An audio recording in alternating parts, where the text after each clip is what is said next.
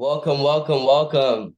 Guys, do me a quick favor. Drop for me in the chat box. What is the city, state, province that you are currently tuning in from? Drop that for me in the chat box just so I can make sure we're all awake, we're excited, and you guys can all hear me loud and clear. For those who are new to Zoom, you can find at the bottom chat. If you're on your phone, bottom right hand, you can find where the chat box is. Now, in the meantime, while you guys do that, I'm really excited to be here with you guys, and welcome to the BBPA's Community Space for Financial Literacy. I'm going to play, thank you, Sean, loud and clear. I'm going to play the role of your host. My name is Andre Gordon, and I'm really excited about this, guys. I'm really, really excited. We just wrapped up a credit rebuilding program back in 2023, and now we're kicking off the Entrepreneur 101 program. I truly believe this is fantastic for the person that is new as an entrepreneur, the intermediate entrepreneur, as well as the advanced entrepreneur. Now, before I pass it off to our great speaker and our great special guest today, I want to give us a quick background about myself, so I'm not a complete stranger with you guys. Like I mentioned, my name is Andre Gordon. I'm born and raised here in Toronto, Canada. I've been an entrepreneur since I've been about 13, 14 years old, from shoveling driveways to selling cell phones to selling shoes. Then I started a car dealership at age 21 in the Woodbridge area. And I've been doing that along with being a day trader in the financial markets the last 6, 7 years. Now, what's really exciting is being able to connect with someone like Chanelle. And funny enough, it just clicked the other day where I first met Chanelle. And I remember she even had a venture, you had a business, I believe, at a mall. So it just started to click, and I was like, wow, really, really small world. But I'm really excited to be partnered up with Chanelle on today's call because many of you know she's a superstar, right? She's somebody that she's not new to the space. Many of you probably recognize her from the credit rebuilding program she was running for 9 weeks back in 2023. But what's really exciting about Chanelle, guys, I had a chance to actually read over her entire bio. And I was like, overall, she's just someone that's forward thinking, always looking for ways to elevate her mind, but also elevate the community. I think as somebody who's really taken finance very seriously, even in the process of going for her master's, I don't have a college background, so I know that's a big, big deal. You can just truly be rest assured, you're learning from somebody that is really well versed in the space, not somebody who just picked up a book or watched a YouTube video and I was going to teach you guys. She's really living it. She's really teaching it. As the founder of TSK Wealth, I'm truly excited to be able to partner up with her and for her to share the knowledge with you guys on what's possible, but ultimately how you can advance your own finances as an entrepreneur. So with that said, further ado, I want to bring up to the stage Chanelle Smith. Oh, thank you, Gordon, Andre Gordon, for such an esteemed introduction. I really appreciate you. Thank you for everything that you said. As you guys know, I'm Chanelle Smith. I've been a part of the BBPA, facilitating, hosting community spaces for financial literacy. As Andre said, I'm just coming to mind in terms of familiarity, but we're all in the industry. He is humbly understating even his role in the industry and his capabilities as well. As you know, an aspiring person coming up, I used to watch him speak myself. So that's probably why, even from his angle, he's just remembering me. But now here I am. As he said, I am accredited. I will, at the end of this year, have my second degree in finance, and that will be my honors Bachelor of Commerce. So right after that, I'll continue to pursue my master's, and then that will also be an MBA. So master's in business administration with my focus of financial management. So let's go ahead and get started. So good morning, everybody, and welcome to Introduction for Financial Basics for Entrepreneurs. So my name is Chanelle Smith, and I'll be your guide on this journey for the next few weeks. Can everyone, I know Andre asked everyone for their city, but I see two cities. I see my city and I see Boston. So let me get some initials in the chat, city in the chat. Give yourself a shout out if it's your business name. Put something in the chat so I could see that everyone's here, present, ready to interact. We have Toronto, Boston, Ajax. And it's Kitchener, Toronto again. Okay. Thank you guys. Thank you guys. Montreal. All righty. So we're going to just dive right in and get started. Before we get any deeper, let's just shake things up. I have a bit of an exercise. So I've participated in many workshops, webinars, seminars, all that kind of stuff. I'm going to do a quick exercise with you guys about cultural taboos. So I'm going to start a sentence and Audrey's going to chip in. He's going to be your guys' voice for me, and he's going to finish the sentence for me. This one's going to be familiar to you, Andre. So we're going to start with a few cultural taboos. First one, money doesn't grow on. Can someone finish that sentence for me? I'm going to give you guys a few seconds to fill that in the chat. Yes, yes. Money doesn't grow on trees. Next one, 2, money is the root of all evil. Let's go. You guys are quick today. And the last one, don't talk to. Let's go. See who can get me this one. Okay, don't talk too much. Strangers. Yes. Thank you. Strangers, strangers, strangers.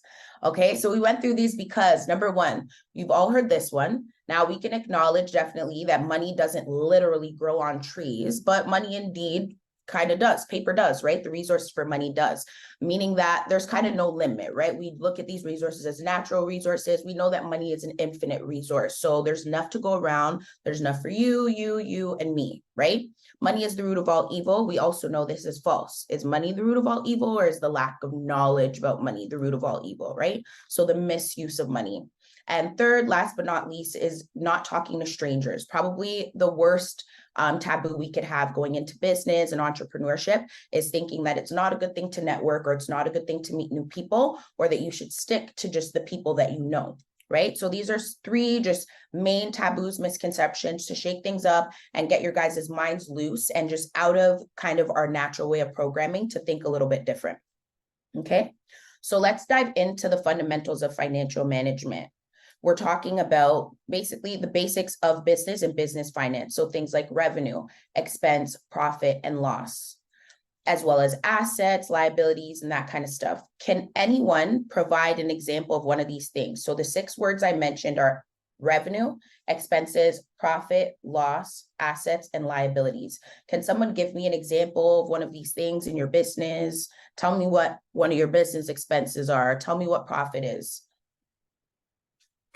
Let's see what we've got. Assets, something that I own that has value. Thank you very much for that. Does everyone agree with that definition? Asset, something you own that has value. Yeah, yeah.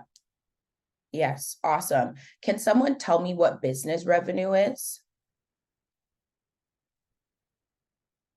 Liability, something I'm accountable for that I pay for. Close. Close. Only thing I would say there, Myron, is that sounds a little bit more like an expense for me. Yeah, we would definitely expense, but liability has those attributes as well, but maybe a bit more, but definitely, yeah, we're on the expense side, liability side for sure. Okay, that sounds great. Business revenue, business functions, and projects that generate capital. So the revenue in itself is the capital, right? What you make is your business revenue. This is really great. I love that everybody is participating. You guys sound good. You guys sound like you've got your start level knowledge to get everything going. Exactly. Profit minus revenue minus expenses equals, well, we're close. Yeah, we're close. Juliet, that equation it's close. Profit typically equals revenue minus expenses, okay? So moving forward, we'll explore the financial ecosystem of a business. So when it comes to the financial ecosystem of a business, it's kind of like a little bit of a dance. So can somebody give me an example of how revenue in a business can affect expenses, or how you can connect profits directly to your expenses in your business? Can someone give me an example of that? How do you connect the money that you're making in your business directly to what your business costs you? Do we know anything about this? I'll give everyone maybe like 5 seconds. Okay, no, great.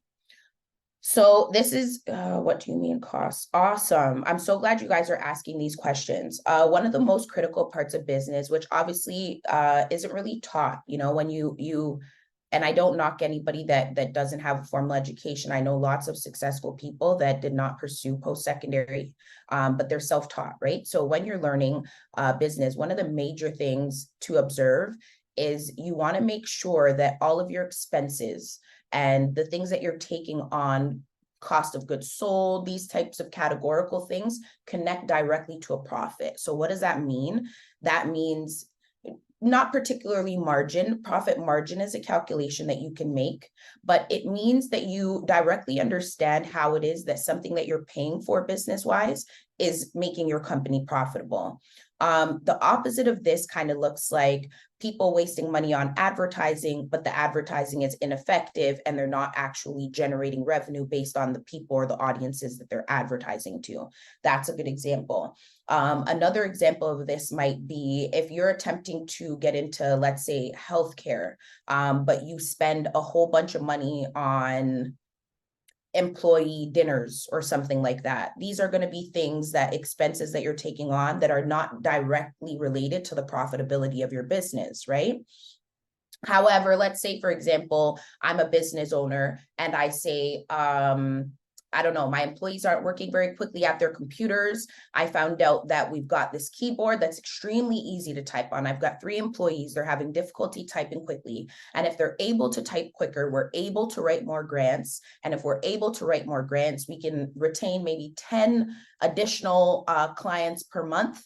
And I could directly see how this keyboard links to an increase in profit in my business. Does that make sense to everybody? You guys give me some exclamation marks, some numbers, something to let me know that that made sense.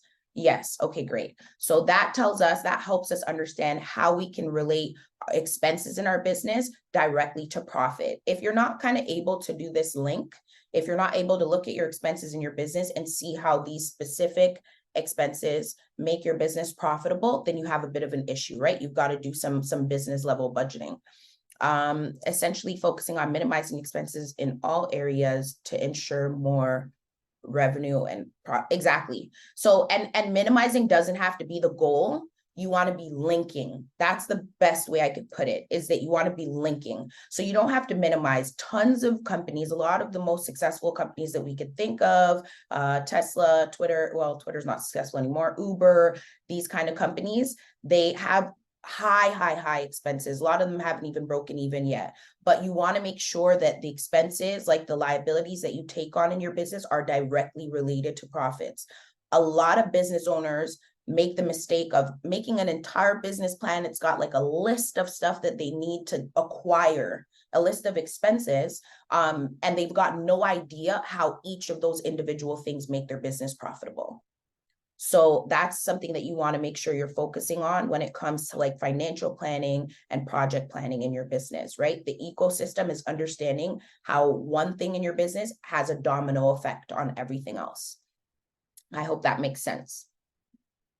Andre, you can also let me know like if there's questions along the way. Okay, elaborate on the company examples. Yes, yeah, to be a good expense or liability. Company examples, another example I can give you is if I'm in tech, right? Majority of my money should go towards research and development, probably encryptors, that kind of stuff, right? The development of my technology. But let's say I'm spending money on merch because I think that that's going to be good to promote my business. That is probably an expense or something that I'm taking on that isn't exactly, it's not profitable. That's not my main, it doesn't push me forward, doesn't push my business forward. It's not part of my main goal. So an example for a catering company, I won't take too much time on this specific segment, but the last one, an example for a catering company would be this. A lot of people who go into catering get into, let's say, like making sure that they have the best equipment to carry their stuff in, this kind of stuff. A really important thing about catering is that you don't want to buy everything all at once. Catering is kind of like considered as like a hospitality. So these are things that you could, without getting too specific into your example, your expenses should be directly related to the gigs that you get. So I tell people kind of when you get into this business, don't go buying up everything to start your business. Get your first client first, see what they need, get what they require. You'll definitely use it again. And then continue to build like that. That's kind of the way that you can minimize like anything you're kind of starting, get your first client, see what they need, make sure that you have that, and then just go step by step, because you could buy a million things. And then even if it's not that it's pointless. I could be starting a business today and I need 10 things today, but in 6 months, the economy and the market changes or consumers change in a way that those 10 things that I needed to start my business aren't necessary anymore. So we want to make sure that we just go step by step, and especially in catering, hospitality, go based on your clients. Wait till you get a client, get what that client needs, and then move off of that. Chanelle, I got a question for you in regards to that. Yes. So connecting an expense to a profit, I know in business, we're always taught to be patient. Yes. What's a good timeline for someone to be put an expense, looking for that profit before they're like, okay, you know what? Am I being patient or am I just being too passive? What's a good timeline? Yeah, that's a really good question. Honestly, at that point, you have to take on a hustler's mentality, right? So if you try something and you put it out there, don't waste any time. Warren Buffett says, don't suck your thumb, right? If you try something, you put it out there and it doesn't make you money, don't worry about rejection. Don't take it personally. Don't think it was it just didn't make you money. Put it off to the side, get on to the next thing, or edit it as immediately as possible. That's probably what I would say. Yeah. Give it a short timeline, nothing more than 3 months. If you start an idea and in the first 1 to 3 months, no one's even buying in, even if it's intellectually buying in and not money buying in, move on. Yeah. Okay, so let's move forward. What we've got now, let's talk about financial statements. So financial statements are considered the heartbeat of any business. Can anyone share I'll start here. Does anyone use financial statements in their business? That's going to be my first question. Does anybody use financial statements in any way? And can someone name a financial statement for me? What are these? Yeah, everyone's a bit quiet. Okay, so two main financial, yes. Okay, so these are financial vocab, like it is financial jargon, but financial statements are things like the financial statement of position, the income statement, and the balance sheet. Those are the two main things: income statement, balance sheet. Those are pretty much things that every business owner should have. Obviously, if we look at these things on like a publicly traded and a corporate level, they seem extremely overwhelming, right? If you're in the trading world at all, I know Andre can speak to this. We kind of look at numbers and this kind of stuff all the time. To the general eye, this kind of stuff looks crazy, right? You look at financial statements, you look at graphs, you're like, oh, no. A lot of the times as well, small business owners think that having or using financial statements are not helpful to them. They think that they don't have enough business at that point, or it would be too tedious to do these things. These are large misconceptions. It's really important to start monitoring yourself, learning how to create projections, and realize quantifiable statistics about your business. So what do I mean by that? That means you should be able to analyze your business in the sense of, if somebody says to you, oh, how much money did you make your first month? You should have an idea. How much money did you make month 6? You should have an idea. What is that margin? You should have an idea. These are things that even if your business is this small and you went from $100 in month 1 to $1,000 of revenue in month 3, if somebody hears you speak and be able to say, hey, you know, like I upscaled my business 10 times, and you can use some of that financial acumen, and those are facts. That's what people like to hear. So they say the number one way you can get people to listen to you is by not confusing like fact with opinion, right? You want to be able to give people stats and say, exactly, it's the heartbeat of a business. You want to be able to say, listen, I brought my business from here to here, or I'm capable of scaling something from this to this. The only way to have those realistic understandings and numbers and observations are by using financial statements.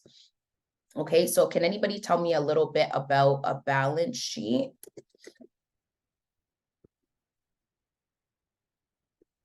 I'll give it a couple of seconds. Can anyone tell me a bit about a balance sheet? No. Okay, so balance sheet, assets and liabilities, right? We know that. So a balance sheet is basically what you owe, what you own. So your worth versus what you owe to people, your debt, what could be taken away. If I have, we're going to do a few quick math problems. If I have $1 million in assets, and $600 in liabilities. What's my net worth? Or what's my business worth? $1 million in assets and $600,000 in liabilities. What's my business worth?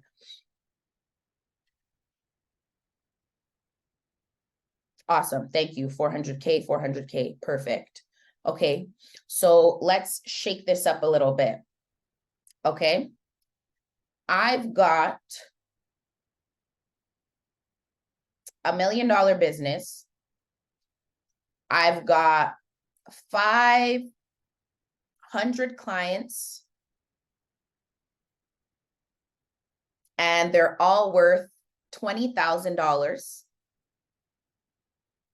But I've got a bank loan that's 300,000,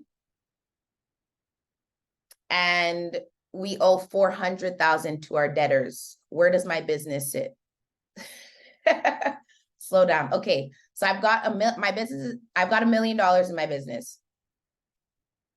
That's where we're starting. $1 million, 500 clients, 20K each client's worth, 300,000 in a bank loan, and 400,000 to debtors. Where am I? This is great. I love what I'm seeing right now. Where am I? Where does my business stand?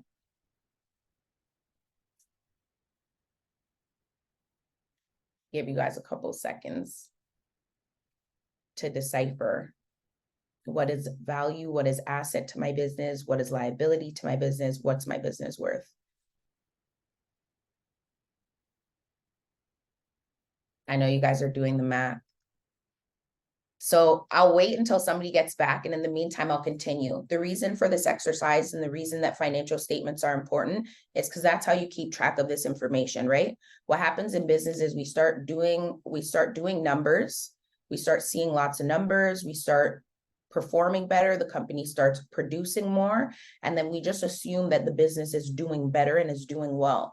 Financial statements help us be able to take a step back and get a real look and take a real observation at how business is doing, considering all factors, right? So if you're making $1 million in your business, but you're spending $1 million in your business is $0. And this is like a really important thing for people to understand. It evades us as entrepreneurs, it evades us in our personal finances. So we want to make sure that we're not allowing it to evade us in our business finances as well, which is that if you make a lot of money, but your lifestyle or the cost of business is expensive, then you're at zero. So financial statements help us to understand that concept. Then we've got the income statement, which is pretty much you looking at revenue versus expenses. So it's a similar concept to assets and liabilities, except assets and liabilities are typically fixed things. Assets, maybe like a property or something the business has. Liabilities like a bank loan that you're paying down. As opposed to revenue versus expenses. Revenue is the money that the business is making, and then expenses is how much it costs to do business. Is everyone familiar with the concepts of revenue and expenses? Yes. Yeah. And I'll take some exclamation marks too. Yep. Whatever. Good. Awesome. Perfect. So being able to keep track of your revenue and expenses, as we mentioned and spoke about in length earlier, is the idea of keeping your business ecosystem intact and running smooth. So if you're able to keep track of your revenue and expenses, you could directly see where there is a link or where a link lacks. But then you're also able to see what your business might need more of or what your business could use less of. And a way that you obviously want the gap to be as wide as possible between your expenses and your revenue, right? You want that margin, you want the profit. So the more that you're keeping track of something, then that's like the more true that the numbers are going to be or your observations are going to be, right? I'll be back to that question. So the more, as I said, the more you are tracking, then the more accurate your observations are going to be. I'll give you guys an example. If I'm saying to myself, I want to start going to the gym, and I just throw it out there, I want to start going to the gym. Tomorrow I go to the gym. Next week I go to the gym twice. The following week I don't go. The fourth week I go once. And then I say, yeah, I started going to the gym. This is true. Why am I not seeing any results? Because I'm not tracking it. right? I don't have an accurate observation of what I'm doing. So yes, I started going to the gym, but I didn't implement an actual workout schedule. I didn't focus on it. I never set goals. I have no actual like plausible plan set out. And it's the same thing with business. You want to make sure you're tracking, and you want to make sure you have observations you can make that are real. You don't want to just throw out, I made $20,000 last month, because if you spent $20,000 on business, you really made $0. So does everyone understand that concept of tracking, keeping track of your financial statements and being able to observe financial statements? Okay, awesome. And I know that another really critical thing that's missing is resources. Obviously, in minority communities, we are short of people in STEM, that is science, tech, engineering, math. So that covers the accounting fields, the financial fields. Being in spaces like this will help you be able to network and to meet some of those professionals as well, but it is difficult, being a business owner myself, to come across a lot of those resources, but you do have to dig, and those people can help you create financial statements for your business, or even just be able to read or review or be able to use those statements to help your business scale or to improve, right?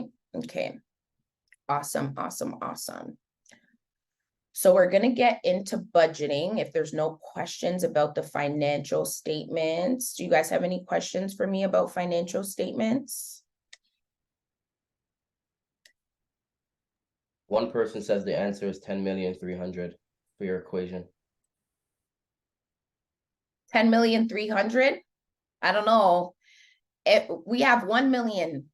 So we're going to add to that 1,500,000 times 20K. So someone has to do the 500 times the 20K, add it to the 1 million. And then we've got 700K in total of liabilities. So that's the math. I'll give you guys a second. And if anyone has, I'm going to move on from the financial statements. So does anyone have any particular questions about financial statements? Question, do you guys foresee yourselves using financial statements in your business? And does anyone use financial statements now?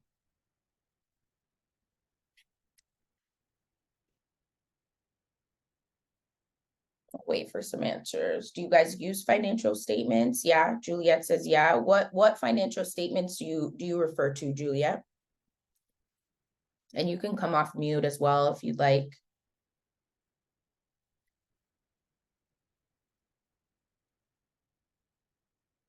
Give her a second. Okay, Juliet says yes. For now, I'm going to move on from financial statements.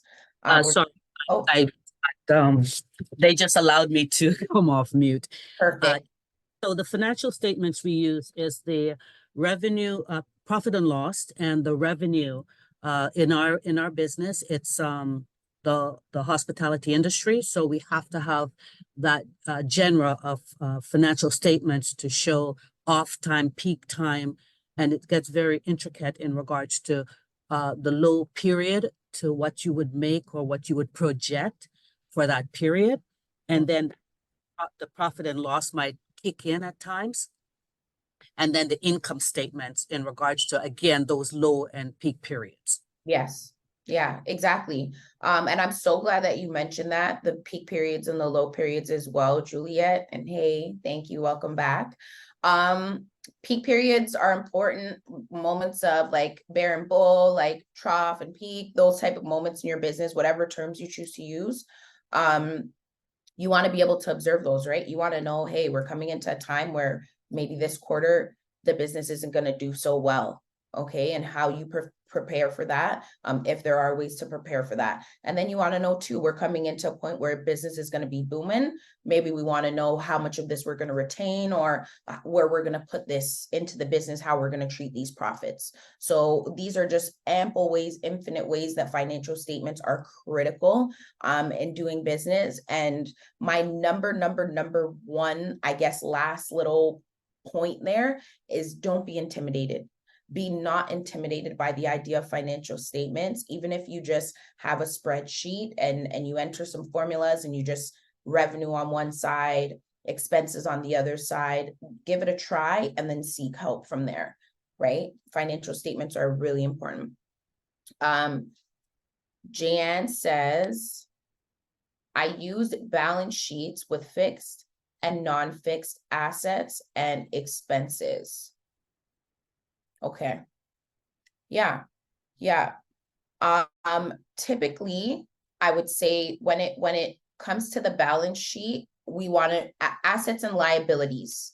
So I'm noticing sometimes the confusion of the two, and it's okay. But as business owners, we want to make sure that we have that really clear. Assets, liabilities, revenue, expenses. Because your assets cost, they might cost you things, but they're not contradicted by your expenses directly. So we just want to be a little bit careful there. But yes, use the balance sheet, use the income statement to observe those things. Okay, so let's get into, oh, got another comment. I understand the value of using financial statements and where to use these in relevant industry ratios. The challenge is definitely building a commitment to schedule. Exactly. Yeah. So Risa just kind of told us that she does use financial statements, but the challenge is being able to commit and being able to review them on a scheduled basis.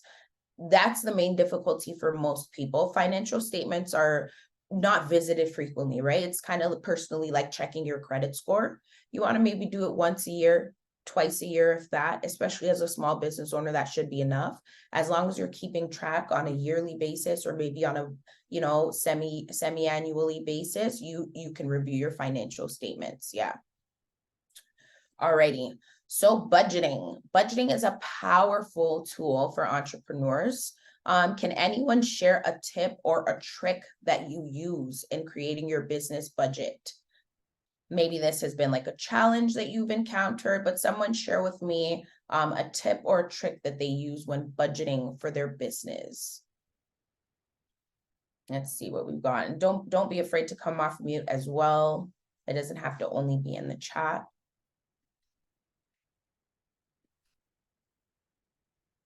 Andre, can you give me a budgeting tip or piece of advice that you've used for your business?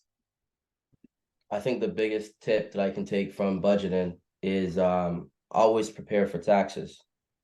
That's something I think a lot of people, when they're budgeting, especially myself very early on, was okay, money has to go towards the day-to-day expenses, daily operating expenses. Money has to go towards purchasing new vehicles. Money has to go towards my employees. And then when it comes tax time, like, oh shoot, I did not think about my taxes. And then that's tax on a corporate level and then tax on a personal level. So I think that's definitely one. And then also when it comes to budgeting,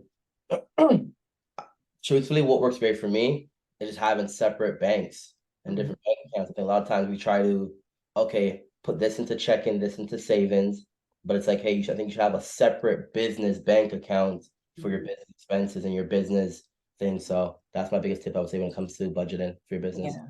Yeah, thank you for that. I definitely second that one. Having multiple accounts when you're doing business banking, to keep things like both almost separate in your head, separate on paper, but also physically, tangibly separate, is a really, really, really big organizational skill.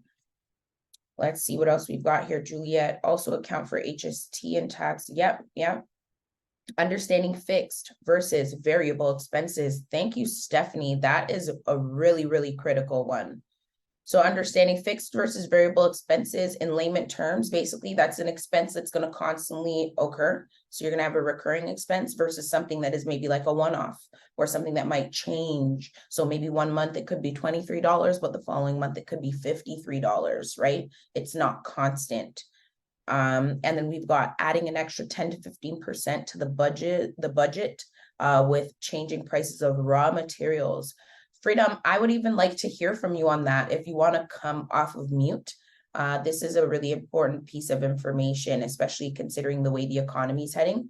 So Freedom said, adding an extra 10 to 15% to the budget, especially with changing prices of raw materials, that extra 10 to 15% is really, really important. I think even if we could allow Freedom to unmute there, even just with any business, allowing that wiggle room when you're budgeting or when you're projecting something is really, really, really critical. The last thing you want is to walk into a room that has something that you need for your business and you can't afford it because you didn't anticipate that it could have been a little bit more expensive, right? Yes, I've noticed this more so now than anything post the pandemic, because during the pandemic, prices just skyrocketed unbelievably. We're talking upwards to about 60, almost 70% in the food. Yeah. So your raw materials, everything, your packaging to your basic, $1 for your $7, $8 for. Do you compensate for that in your budget time so that you're hitting your targets in your market? And although prices have come down, they are still higher than they were pre-pandemic. And so what we have known for our business in the food and hospitality sector is that we always have to, allocate 10 to 15% above our budget just for the backup, so that we're not having to figure out exactly what you said, going to buy what you need and now you can't. Precisely. Because you didn't foresee that change. That's probably been the biggest thing for us, like I said, since the pandemic. And I know many businesses affected by that. I think globally everyone has been.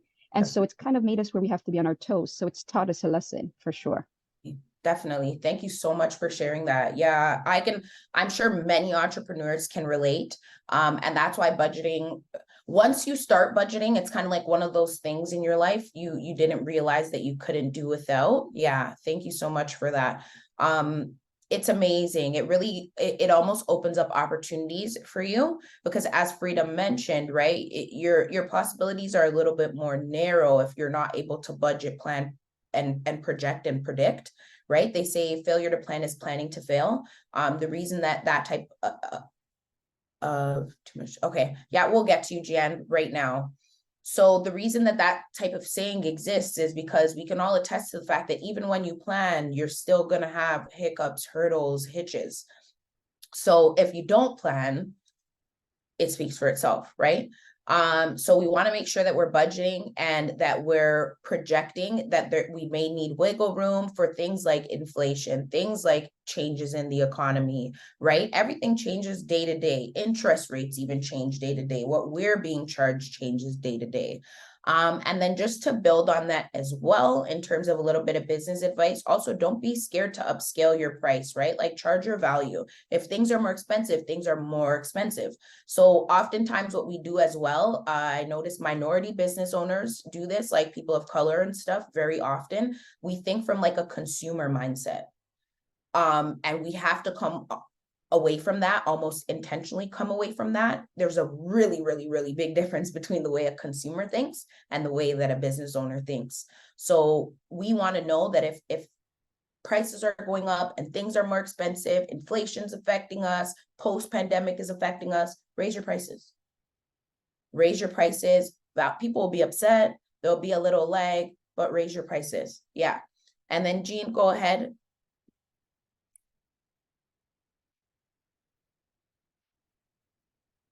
You can go ahead when you're ready. Jean, your hand's up there. I've allowed you to unmute, Jean. You should be able to click it.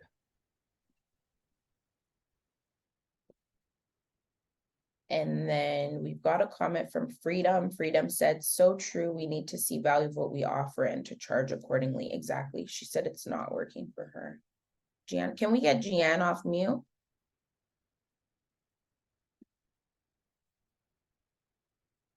Awesome. Okay. And then Kay says to us, I'm a victim of that customer versus business owner. Things are so expensive and I had to raise my prices. Yeah, precisely. For you. Wow, Jean, we're trying to figure out Jean. Yeah, Now, thank you so much. increasing your pricing is for sure something you definitely, absolutely got to do as pricing and resources go up. What's a good, I guess you can say, threshold or calculation that you do to determine how much you should increase your price? Like, I think sometimes the worry about some business owners isn't about increasing their price, but it's now not being too expensive or not increasing it enough. So do you feel like you have a calculation or something that people can follow to know as to how much they should increase their price to? Yeah, definitely. My like the number one thing I tell anyone to do in business is like use the other platforms that are available. Okay, Gian, we'll let you go in a second. I'm just gonna answer this question.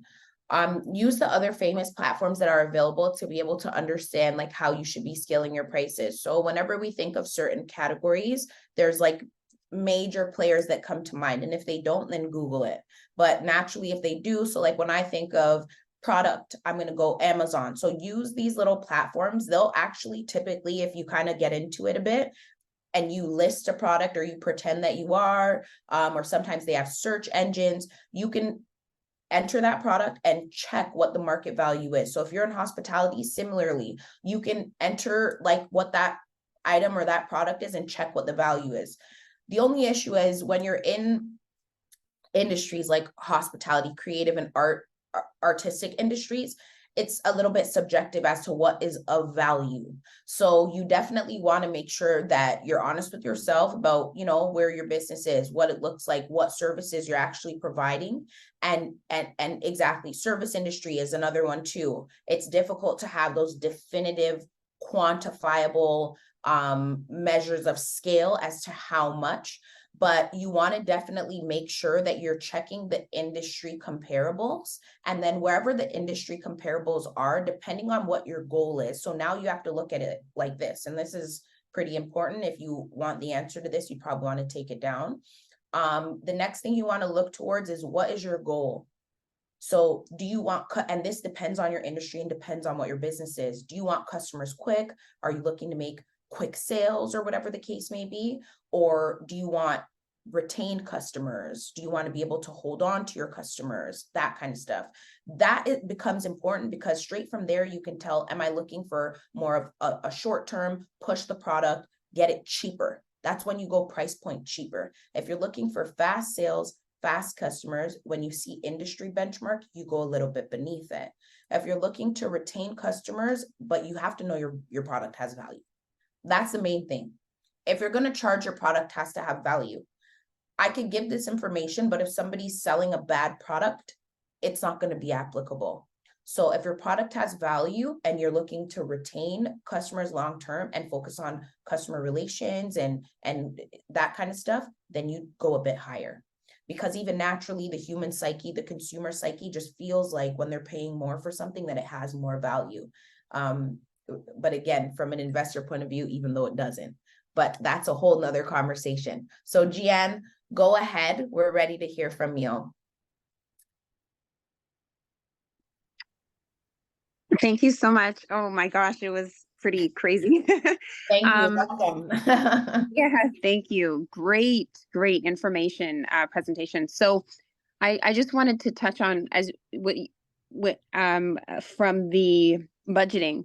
One of the things that I'm recently really learning and implementing into my business is the understanding how to separate my personal finances from my business. Like this, I remember at the beginning stages of just running my business, I would be so confused because my vehicle wasn't in my company's name. It wasn't registered, but my gas use is 80% business.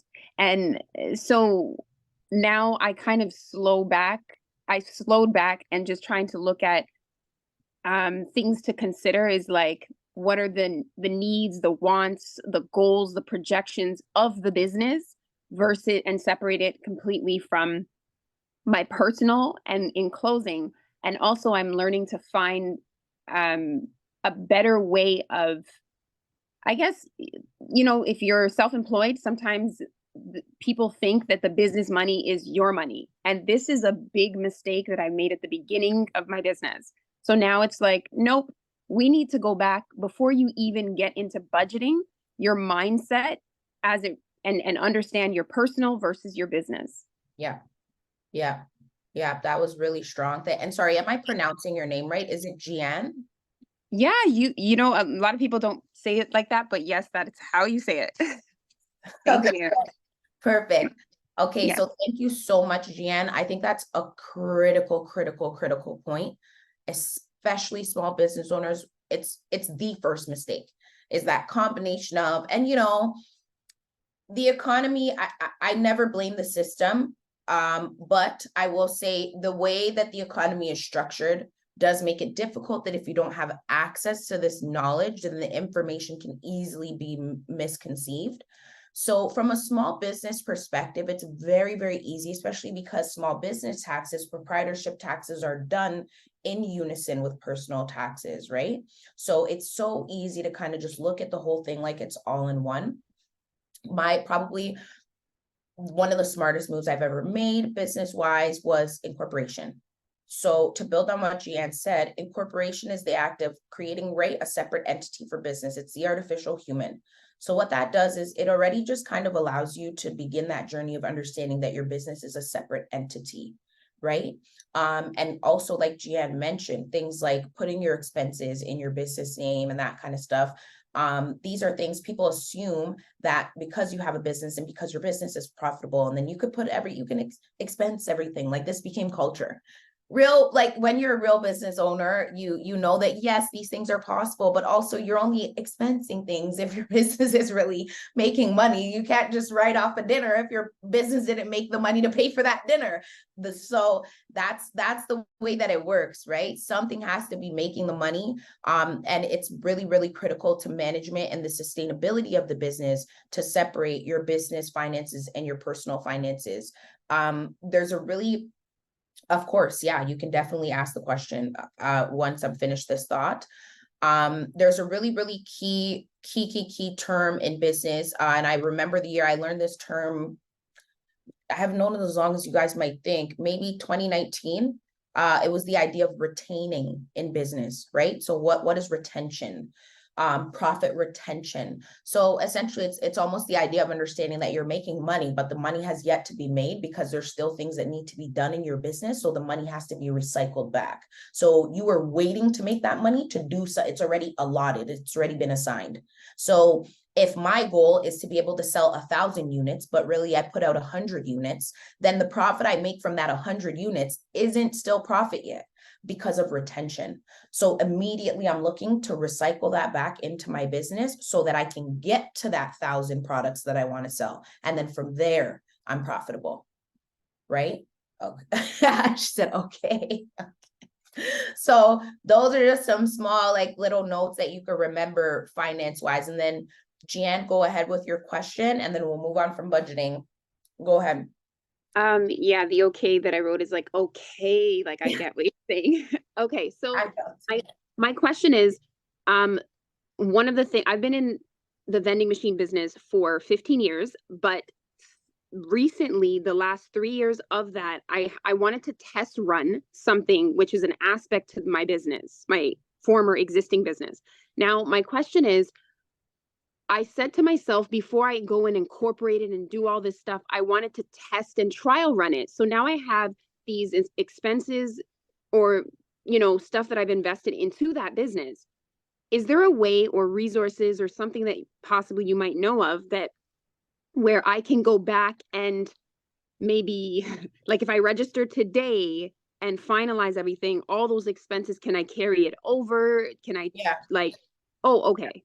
So how long ago was that?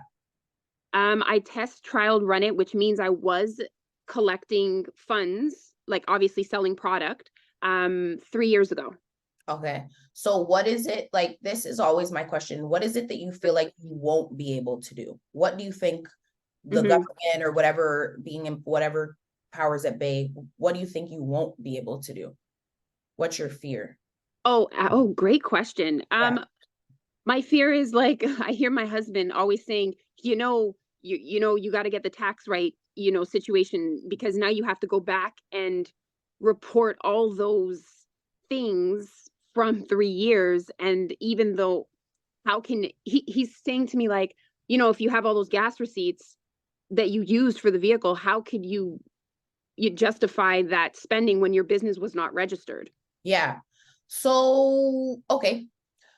The government, the nice thing about our system is that it's actually not that cut and dry. So 2 years prior to you registering a business, like the things I think in 2 years, obviously that number is going to change every single year. Tax law changes, financial laws change. But let's say benchmark wise, 2 years, typically you start a business, you have a backlog. So those 2 years of setup time, overhead time, whatever the title is that you want to put on it, you can record those expenses. If it's 3 years, I'm trumping it up in that 2 years as well.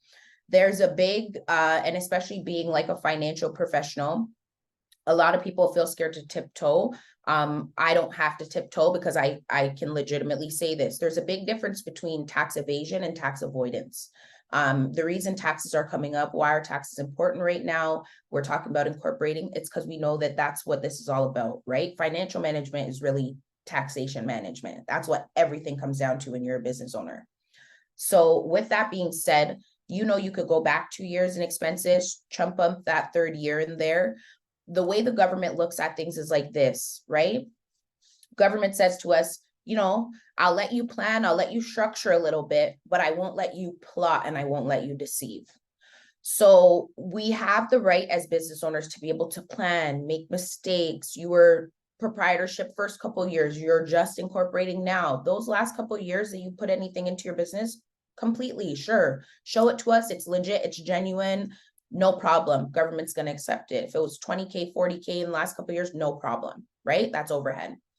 When you get to a point now where you're like, okay, I'm going to kind of construct or conjure up expenses and these kind of things that I'm going to now present to the government to assume bits of money or benefits that are not mine, then you've gotten to the point of evasion. And that's where the government says, no, I don't allow this. Avoidance is legal, it's allowable. Even though you didn't avoid your taxes in any capacity, this falls under that category of like tax planning, structuring and that kind of stuff. So once you find out, okay, I'm able to go back 2 years per se in that overhead like kind of category, then you go back your 2 years, you record all of those expenses and you put them underneath that. It covers overhead. Typically, I think when you start a corporation, you have like 5 allowable years altogether. So I'm pretty sure if you're backtracking 2, then it might leave you like 3 years of that space with the government where they say, okay, we're giving you time to get things in order, get your business right. During this time, you're allowed to file your taxes late, all these type, you could report losses, like all these kind of stuff. So avoidance is safe. Evasion is illegal. Okay, so you are by any means allowed to do the most that you can to avoid or to take on as many benefits that are available to you when it comes to the government, but you aren't allowed to deceive. So in this case, you are not deceiving. This is overhead, this is setup, this is startup cost, and it is allowable. The last I checked, it was 2-year threshold. Yeah. Yes, but incorporate as soon as possible, right? You want to be able to even get some funding for your business, get that out of your name, right? The number one thing I say is there's tons of people I know, 2 types of business owners. I know a bunch of people hustle, work super duper hard and everything like that. They've run like a couple businesses and stuff, but they're still not rich, right? This is the rich dad versus poor dad example. And then I know a couple people that every single time they have a business idea, they start a new corporation. Those people have money and none of their businesses were successful. And then these people, their businesses have been running for like 15 years and they have no money. Difference between the two, corporation, not incorporated, right? Corporation side over here, go take out some loans, get some money, get the government to give you some money, anything. Oh, didn't work out, in the garbage. Chanelle, not affected, right? Small business, go take out some loans, take out some government funding, so on and so forth. Doesn't work out, Chanelle affected. So those are the biggest things. Yes, yeah, definitely. Right. So those are the bigger things. We're going to come off of budgeting a little bit because we've got more of that content in later weeks. We go in depth about the financial statements, in depth about budgeting, that kind of stuff. So next we're going to get into cash flow. So just like the financial statements were the heartbeat, the cash the cash flow is it's the blood. It's the blood running through the veins of your business. So of course, we're starting with a question. Can anyone share a strategy they've implemented to ensure a steady cash flow in their business? That's my first question. Is there a strategy you've been able to implement to ensure a steady cash flow within your business? That could be your product model, operations model, service model, whatever. What strategies have we implemented to ensure cash flow in our business? What have we got? Cash flow yep, that is a strategy. So one method of ensuring cash flow in your business is keeping expenses low. Yeah, that is a strategy. Got anything else?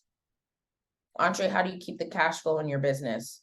Oh, you got me. Adding a subscription-based service. Yes. Yep. Additional services. Freedom says more than one revenue stream. Exactly. Yeah. Catering, cooking classes, events, marketing. Awesome. Keeping calendars busy, coming up with add-ons. Yep. Yep. These are all amazing, amazing, amazing suggestions. Yeah, always try to add liabilities when it makes sense. Okay, so that's a bit of leveraging. Yes, yep. Getting out of bed and getting to work. Yep, definitely every day.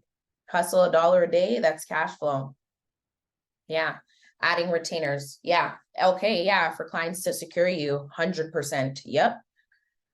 Yep, those are amazing answers, right? And you guys did my job for me there. The main thing that I thought about when I heard this question was subscription model, right? Subscription model is what they call the McDonald's model, small, medium, and large fry. Okay, so you have small fry, medium fry, large fry. You make sure there's a big difference between the small and the medium fry, but a very little difference between the medium and the large fry. Why do we do that? Let's see if anyone can answer that question for me. In the fry model, why do we make sure there's a big price difference between the small fry and the medium fry, but then a small difference between the medium fry and the large fry? Upsell skill, so people would automatically just buy the large. Exactly, right? So really, your product is the large product. Okay, then you have a small version that is much cheaper. So let's say 10 times less as expensive as the actual product itself is the small version, micro, let's call it that. That's what you sell as the small. You sell it for the small for much less than the medium, but then the large, which is the actual product, is just a bit less than the medium. This just tricks people into thinking that they're getting a deal, right? Number one way you could probably begin to bring in some sort of steady, unconscious cash flow in your business, find a way to implement the fry model into your business. If it's service, if it's real estate, if it's consulting, if it's hospitality, implement the fry model. Small, medium, large. Largest difference between small and medium, and the smallest difference between medium and large. And I guarantee you, give you guys 3 months, you'll come back to me and be like, listen, everybody's getting a large, right? So I say that to say this, there's multiple different ways you can make your business profitable. There are 3 main categories of activities in business. Does anybody know one of those 3 business activities? One is operating. Close. Transaction, some may or may not, but let's say financial. So we've got operating, we've got financial, and then we've got investing. Okay, operating, financial, investing activities, right? Financial are transactional activities. Operating activities are the operating activities of the business. And then we've got the third category, which is what most business owners leave out. So earlier we talked about when there are periods of, let's say, like trough in your business or down periods, exactly. Operations, financial, investment. When there are down periods, seasonal businesses, these type of businesses that are, maybe based on the weather, based on a time in the year, and then they have downtime, what do you think they do to make money during these times? What do you think businesses that are seasonal do to make money during downtime? What do we think? Plan, pivot. Okay. Let's say, what if our plan's already there though? What's the plan? What's the plan to make money in downtime? So the number one activity, offer promos, close, close. The number one activity that business owners neglect is investing activities for their business. So we forget that the business can invest in securities. The business can invest in subsequent money-making products. I'm going to give you guys an example. Maybe I've done this, maybe I haven't. My first business, it was called The Smoke It. It was in a mall, right? When there was downtime, when I couldn't be at the store, I added a vending machine. What did that do? It's passive, right? Obviously, I'm not able to make as much money as I can when I'm in the store, but I'm able to acquire passive income. Yeah, it's somewhat of an investment activity. You set it and you forget it. There's other activities like this. Besides, you don't have to directly invest in stocks. You don't have to directly buy a vending machine, purchasing an ATM, these kind of things. Yeah, I'm giving out a couple. Yeah, maybe try it. Who knows? But yeah, so these type of activities are these are side things you could do in what we call investing activities, business investing activities. You take a bit of the money that the business is earning, maybe having an ATM or having a vending machine has nothing to do with your business, but it's something you could set, forget, and continue to have cash flow, right, for your business. So we'll get more into that. I can see everyone, there's ears in the chat and everything. You guys like the cash flow. So I'll definitely make sure I go in on the cash flow when we have that segment. But definitely as business owners, number one neglected area of activity is the investing activities, right? Even let's say myself, for example, I slipped up on this for my business. I'm constantly, I buy stocks a little bit, I play around. If I had, when I initially opened my business, like doubled down on the stocks that I bought for myself, the securities I bought for myself, and maybe purchased a few in my business name, right now, plenty of those stocks have completely doubled. And that's 3 years. Right? Ebooks are good. Exactly. Ebooks are amazing. Even e-courses as well. If you're able to record an e-course, put that online, have that selling. So these are, these are different ways that you could generate cash flow for your business in down seasons, or regular seasons per se, right? Okay, great. I'm going to move along here. And we're going to get into risk assessment in business. And this is something that we'll get deeper into as well. This has to do with kind of like the innovative side of business and the analysis side of things. So entrepreneurship is all about managing risk. Would someone be able to provide me an example of a business risk they've had and been able to mitigate, or maybe you haven't been able to solve it? Yeah. E-commerce, digital products, merch, courses, exactly. All of that stuff. Simple, easy money. Right? Can someone give me an example of a business risk that they've been able to mitigate? So risk, changing yeah, exactly. Tell us about that, Gian. Changing product line. I'm sure a lot of business owners can benefit from hearing you speak about that experience. Hopefully you're able to come off of mute. Yeah, so thank you for asking. When 15 years ago, when I first started being in the vending machine business, we started out healthier options. And after doing the research, we tested it, and I would say 20% of the goods in the vending machine sold, 80% thrown out. So we pivoted, and then we said, nope, forget about it. We're gonna go to junk. Initially, I didn't want to do that. And for 15 years since, 90% in the vending machine sells out. It's unfortunate because of my value system. But again, that's why 3 years ago I started something else, but I won't talk about that. But pretty much changing the products in the machine, we were able to increase profit margins by 40 to 60%. Yeah. Without a doubt.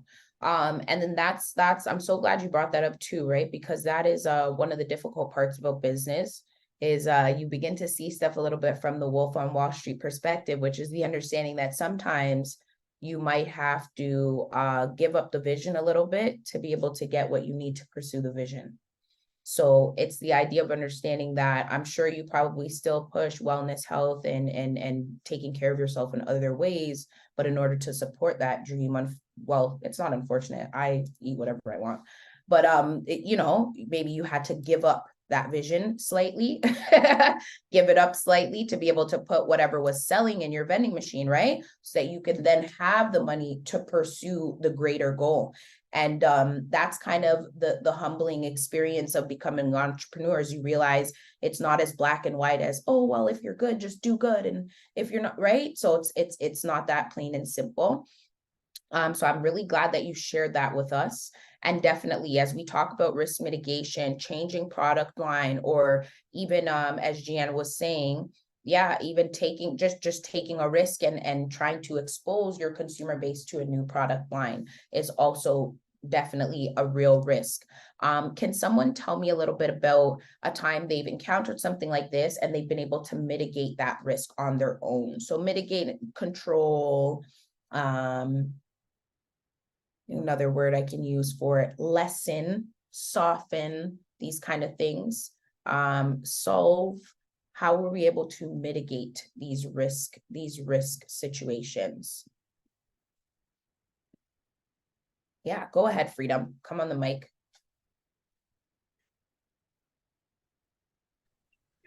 Okay, so for us, we started out as a catering company, and then, you know, Sorry, you're breaking up until there. you I get can a barely hear client or you. request, and then we added things like festivals. Oh, give me 1 second. I'm so sorry. No, that's okay. I'm out of the country, so it's a little challenging. Okay, is that better? Yes, that's amazing. Yeah, that's Can you hear perfect. me? Yeah, yeah. Okay, wonderful. So we started as a catering company, and then we realized, okay, you know, instead of waiting on orders, okay, let's figure out how we can be more out, where we can meet more people and more people can know about our company. So then we started doing festivals, which gives you access and exposure to thousands of people at once. And from there, then we started adding, like I said, the cooking classes, and then actually doing events like brunches where it's ticketed. So we kind of build a community over time. But then, you know, you're still, and then you have a website, but you're still kind of waiting. You have to physically, you're still waiting on consumer. So what we decided to do was, okay, how can we do it so that customers can have access to our products? And then we started doing farmers markets. And in doing farmers markets, we were then able to have products, package products at the markets, and people loved them and started asking for more things. So I thought, oh, wait a minute, there's an opportunity here. So then we continued to do the packaged products, and then customers would ask for things like, can you have it frozen? Oh, okay, that's what you'd like. And so every week we would sell out. Then we added spices, then we added specialty breads, and we're a vegan brand. So a vegan brand, and just kind of expanding the food that we offer within the African flavors and also international flavors. But what we noticed is that people wanted more. So by being accessible physically, even if you don't have a physical store, although we just closed a couple of months ago, we had it for a couple of years, but the markets helped for exposure and also for accessibility for customers to be able to walk. They know every Saturday they can go to this market or that market and pick up our products. And then you also have that direct interaction with the customer where they're able to tell you, give you direct feedback, and also request different things. They're telling you, they're the consumer, and they're letting me know, hey, do you have this? Are you able to have that? And by doing that, your product line now grows. The challenge sometimes is that you have to have the finances to be readily accessible to be able to provide the products, the packaging, the labeling, because there's so much, you know, cost involved. So Yeah. sometimes that's the part that I kind of find tricky, and then prioritize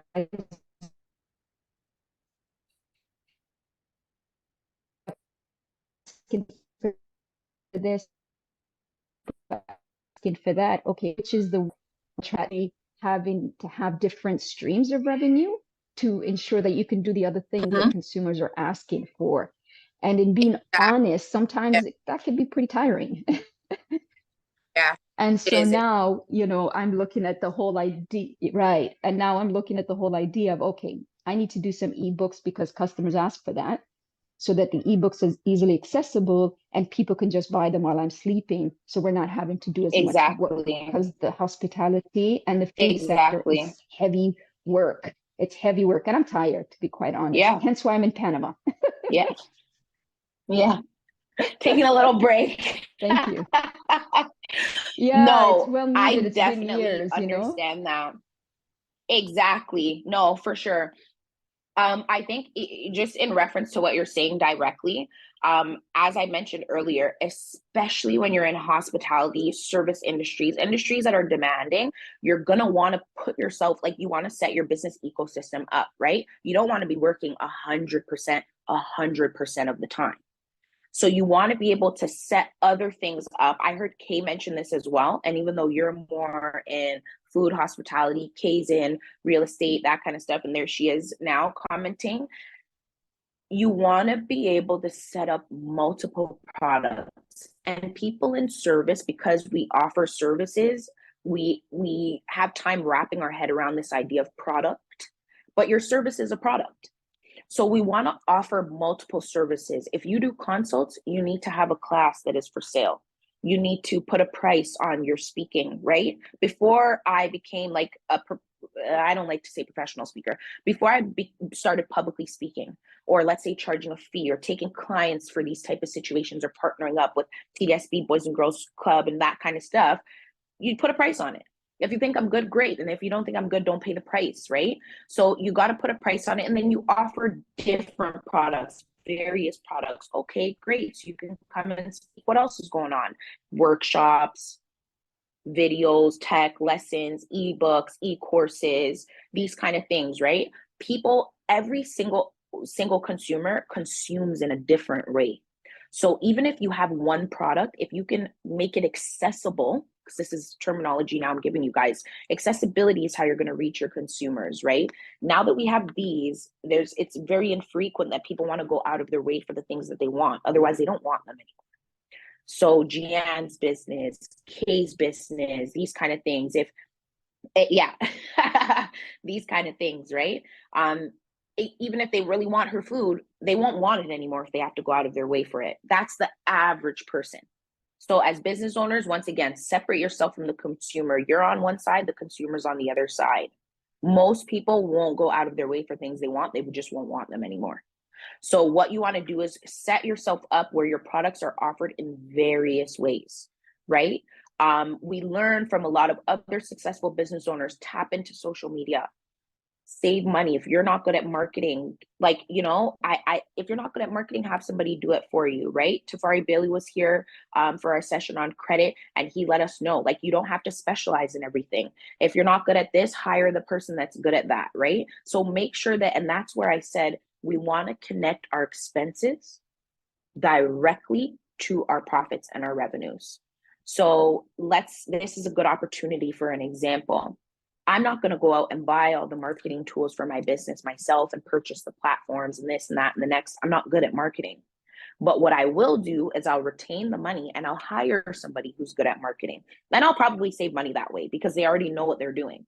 So sometimes in business, the amount of money that we waste trying to do something ourselves ends up being far more impactful than the money that we could have spent or invested in allowing somebody else to do that for us. So we also want to remember that. Gian should have, let's say, for example, if you do, then you do great. But as a person in hospitality, some e-courses, some come shopping with me's, a few videos. Like, these are things you can hire somebody to do. These are things that are content. They're scalable. Maybe a cookbook, recipe book, something of that sort. I'm not too sure what you're into, but these kind of things are products that encompass what her company or her product line is about that can make it scalable. So same thing for those that are in real estate. Same thing for those that are in other product sectors. Does that make sense? And Andre, I cannot see the chat anymore at all. So you got to read me these comments. I got you. Everyone's really just highlighting the same things you're saying and loving it. Okay. Okay, great. Perfect. Awesome. So we're going to move on and we're going to go to our financial. Sorry, guys, my laptop died. So financial tools for entrepreneurs. So financial tools can be a game changer. Does anyone have like a favorite financial tool or a software or anything, apps? This is kind of like our last little piece here that they would like to drop or to let anybody be aware of. That could be a tax software, that could be a planning app, that could be a social media, anything like that that they use for their business that they feel is extremely beneficial that they would like to share. Someone asked if you could Yeah. repeat the question. Yeah, no problem. Does anyone have any business tools, softwares, resources that they use that they feel like are beneficial in their business that they would like to share? Oh my gosh, you took that out of my head. QuickBooks. Thanks, Freedom. QuickBooks came first to mind too. Fiverr. Yeah, I used Fiverr for a bit too. It was helpful. Square. Square's my best friend. Yeah. Yeah. Honeybook. Excel. Yeah. I still use Excel and Sheets. Canva. Yeah. Canva's good for marketing. Canva has templates. Canva changed the world of social media for me. I'm like a very introverted extrovert. So in order to scale your business, obviously we know the number one taboo that is untrue is the don't talk to strangers, right? So I was a victim of that taboo, and Canva changed that for me. So Canva's a really good marketing tool. Chat GPT, networking, yeah, live expertise, awesome. And what time? 11:25. Okay, Shopify. Yes. These are all really, really good resources, right? So even as I spoke before about hiring somebody who can do things that you can't, a lot of these resources, tools, Shopify, QuickBooks, Fiverr, almost act as people as well that can be working for you, right? So they're good subscriptions in business. We want to make sure that we have a business model that includes all the things that we need, and that we're networking and that we're reaching out for our resources. And I think in the upcoming weeks, we'll dive deeper into financial statements, risk cleanly, yes, risk mitigation, budgeting for businesses, and definitely it seemed like the investing for you guys. Make sure you leave comments and answer the reviews and stuff so I can talk about what you guys want to talk about. But it looked like the investing activities for businesses also really intrigued everybody. Yeah. Okay. So I would say that brings us pretty much to the end. If there's any questions or anything, I'll take them now. You can let me know. I'll give you guys a second if anybody has any questions or comments or anything. Yeah, I got a question for you. Yeah. So I know you mentioned sometimes when you're not strong in something, just outsource or pay somebody else to do it.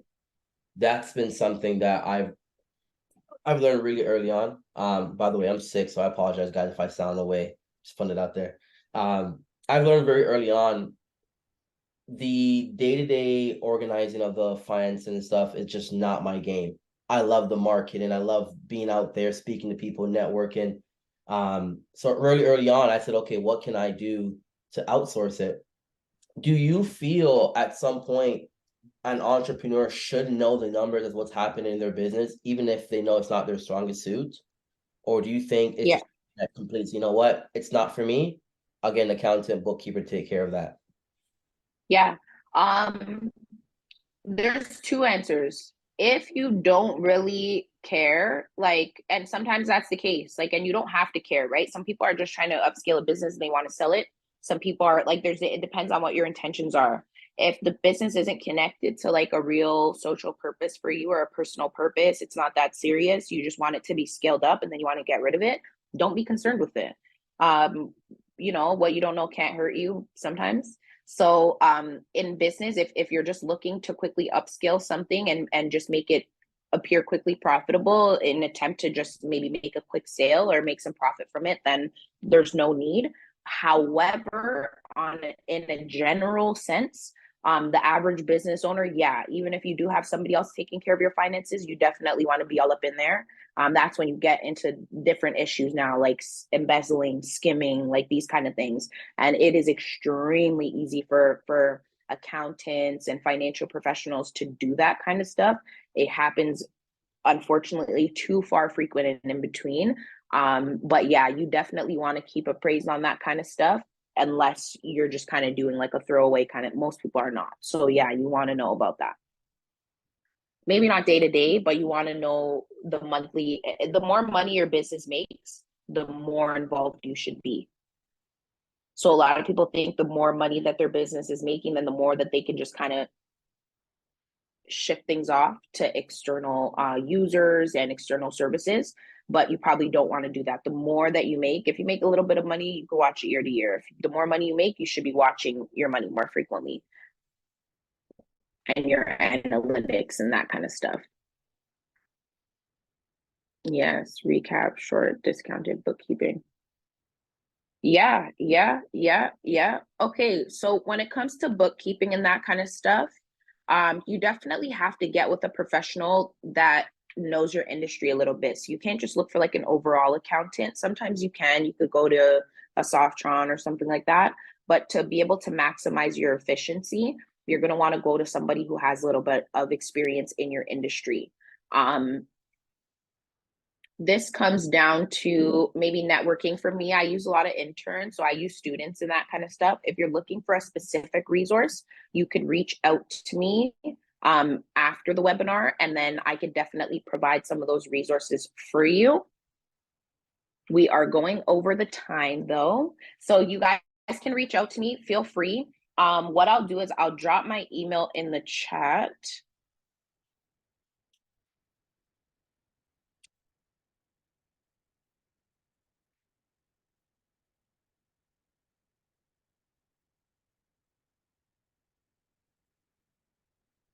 Right? And you guys can shoot me any questions there. Also, fill out the most helpful thing you could do is fill out the BBPA's your survey afterwards. We look at that and I end up getting to use that to plan for the material that I can come back and provide for you guys in the following weeks.